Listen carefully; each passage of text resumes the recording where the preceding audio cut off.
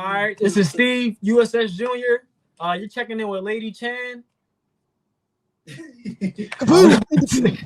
What else? Hey guys. Well, I just had to look up what was coming now. You know, I haven't been reporting news because the news ain't been newsworthy reporting sometimes. I just watch what everybody else had been saying. But, you know, Derrick James has still been making excuses for Errol Spence getting his ass whooped. What would be different in the 154 fight? Nada, mi hermano. Nada. Okay? The zero, the cero, the nada, the nothing is in the booty. So Derrick James basically said, you know, I've seen him in a couple of interviews have to kind of tread careful and go, well, you know, that Bud Crawford was the better man in the Bill Dizin that night, which we already knew was going to happen. And he basically was talking to Fight Hub, Fight Hype. Sorry. Listen to this. Stand by. Being gone. Right. What's going to happen with the rematch? What's the talks about? I know you always say, you know, I leave that for fighters I to don't tell know me. anything about it. I don't know anything about it. I don't know nothing. Not even a hint of maybe going to, you know, the rematch at 154. Oh, I mean that part. I mean, I'm sure they already signed that or whatever. But I don't know anything about that either. Mm-hmm. But I just know what they talked about. At 154, what can we expect from Spence? You know, facing Crawford. You'll see him. You know, he won't be so drained. He won't be so depleted or whatever. I mean, you'll see. You know, that wasn't the issue. You know what I'm saying? Crawford fought a good fight. He had a great game plan, right? And so give it to him by his coach. So it's not like, I mean, you know, he was the better guy that day. And even going back to the fight that you're mentioning. So yeah, it was Fight Hub. Shouts out to Fight Hub. You know, then he was talking about he doesn't really know about this contract and XYZ and ZYX. Yeah, he seems to not know a lot of things all of a sudden now, to be honest. The lack of intelligence is into the booty. Run, Joshua, run! I need to stop hanging out with my American friends. Sorry. Anyway, back to normal reserve through parliamentary procedure. So, listen. Derrick James is the coach. He got himself involved too much with the last fight, and I think he's learned his little old lesson. Learn your lección, mi hermano. Lecciones para ti, okay? All your lessons for you. Learn them, and really learn them. Because he said a lot during the build-up of the last fight. So he's saying that Errol Spence Jr. being weight drained was the reason, but it wasn't the reason. So what was the reason? It wasn't just that. So are you going to tell us? If not, then shh, cállate tu boca en el edificio.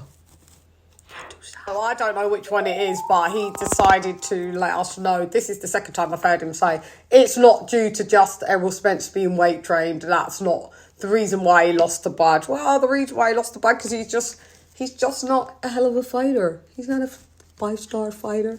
Maybe a 4-star fighter. You know, it's not a better fight than Bud. That's why he lost. No shame in the game, losing to the two-time undisputed, you know, undefeated champion, welterweight champion of the Wizzy world. I mean, there's no shame in that game. At least he fought Bud finally, you know. He did go on talking about the next lameness in the booties. Moving along, he started to talk about, you know, that wasn't really... He was asked if Mel would have done a better job if he was acclimated to the 168 division before fighting Canelo. Well, you know, that wasn't a part of the deal, mi hermano. I don't know if you knew that, but asking that is literally null and void. You would have still not been better than Canelo. Let's tell motherfucking truth. Yeah. So he said, you know, some people just have a bad day at the office. You know, some people's bad day at the office, they get multi-million dollars.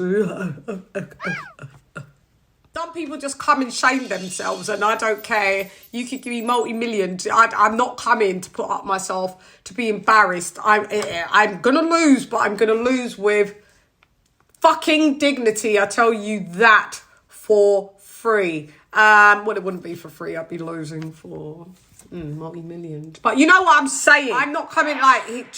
Jermell Charlo's outing was embarrassing. And, you know, your kids do go to school. And is it going to be an amount that they get picked on with? Will the money wash off will the embarrassment be washed out of the booties? It's an embarrassing booties. Your dad's a loser. No, he's not. Yes, he is. Canelo bust his ass. I could imagine the school ground looking something like that. It's turned from a school ground to a fucking war battlefield, mate. Like, I hope the money was worth it, because you may need the money to go and take your kids to, counselling. The trauma that, that they saw their dad just selling out for money and all of a sudden, didn't care about all his fundamentals, left the building and... But anyway, each to their motherfucking own. So Derrick James was there, trying to make light out of that as well. Like, just embarrassed because you're just embarrassed. It's your last tango in Paris. That's what Lauren said. And he's just embarrassed because it is his last tango, I don't know, in Dallas, Yeah, I think Trainer of the Year award won't be entering the booties because the Trainer of the Year award that you got last year is left the booties in. You guys need to go and see the whole interview. Shouts out to Fight Hub. Go and check it out. You know me, not a fan of Derrick James at all and not afraid to say it. I just think his vibe is not that great. And maybe if I met him, it would be different. I could get a different gauge from him, but I'm usually quite even good through the TV and through a screen, and it's not screaming out a nice person. And that's why I say, run, Anthony, run! Life is like a box of chocolate.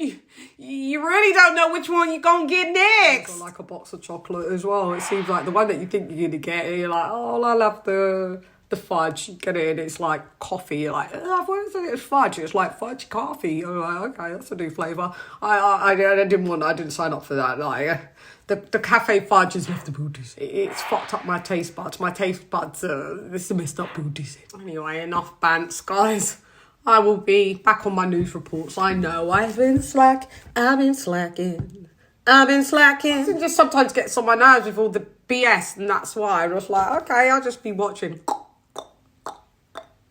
I'm going to be worthy to even talk about, everyone's like, let's jump on this real quick, and then you got about 50 different reviews in like 10 seconds. But anyway, guys, thank you for joining me and watching this. From me to you, from you to me. Ew, Des Rodders. Anyway, I'm gone. Hey, regardless, LadyChann, nonetheless. Come watch with CHANN. Gyan, like Derrick James. His voice is left the booties. I think his voice is like that because it's the lies, like trying to escape like gas. Gyan.